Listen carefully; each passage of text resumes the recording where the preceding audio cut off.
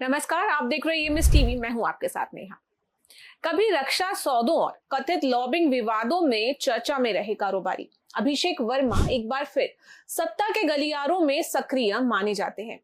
वर्ष 2012 के आसपास पूर्व उप प्रधानमंत्री लाल कृष्ण आडवाणी ने पनडुब्बी सौदे और रक्षा खरीद से जुड़े मामलों में गंभीर सवाल उठाए थे। उस दौर में अभिषेक वर्मा का नाम कई अंतरराष्ट्रीय रक्षा सौदे, कथित दलाली और जांच एजेंसियों की कार्रवाई के कारण सुर्खियों में रहा। अभिषेक वर्मा पूर्व केंद्रीय मंत्री स्वर्गीय श्रीकांत वर्मा के पुत्र हैं। उन पर विभिन्न जांच एजेंसियों द्वारा मनी लॉन्ड्रिंग और रक्षा सौदों में कथित अनियमितताओं के आरोप लगे थे। हालांकि कई मामलों में जांच लंबी चली और कुछ मामलों में उन्हें राहत भी मिली। 2014 में केंद्र में सत्ता परिवर्तन के बाद अभिषेक वर्मा की सार्वजनिक सक्रियता बड़ी दिखाई दी। राजनीतिक और धार्मिक आयोजनों में उनकी उपस्थिति तथा प्रभावशाली नेताओं के साथ तस्वीरें चर्चा का विषय बनी। राष्ट्रीय स्वयंसेवक संघ प्रमुख मोहन भागवत सहित कई भाजपा नेताओं और कथित आध्यात्मिक गुरुओं के साथ उनके फोटो सोशल मीडिया और मीडिया रिपोर्टों में सामने आते रहे।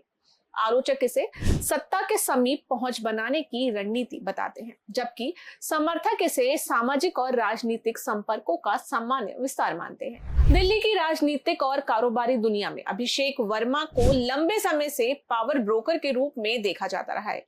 सुरक्षा एजेंसियों द्वारा उन्हें उच्च श्रेणी की सुरक्षा दिए जाने को लेकर भी समय समय पर बहस होती रही है।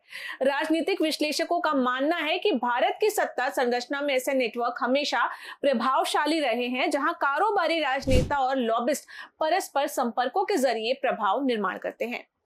भाजपा और संघ नेतृत्व के भीतर 2013-14 के राजनीतिक घटनाक्रमों में नरेंद्र मोदी के उदय और लाल कृष्ण आडवाणी की असहमति के दौरान मोहन भागवत की निर्णायक भूमिका भी राष्ट्रीय राजनीति में व्यापक चर्चा का विषय रही।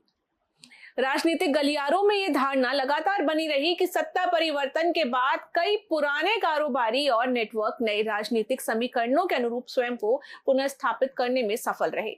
अभिषेक वर्मा का नाम भी अक्सर इसी संदर्भ में लिया जाता है। हालांकि उनके खिलाफ लगाए गए अनेक आरोपों पर अंतिम न्यायिक निष्कर्ष अलग अलग मामलों में भिन्न रहे। फिलहाल इतना ही। देखते रहिए ईएमएस टीवी।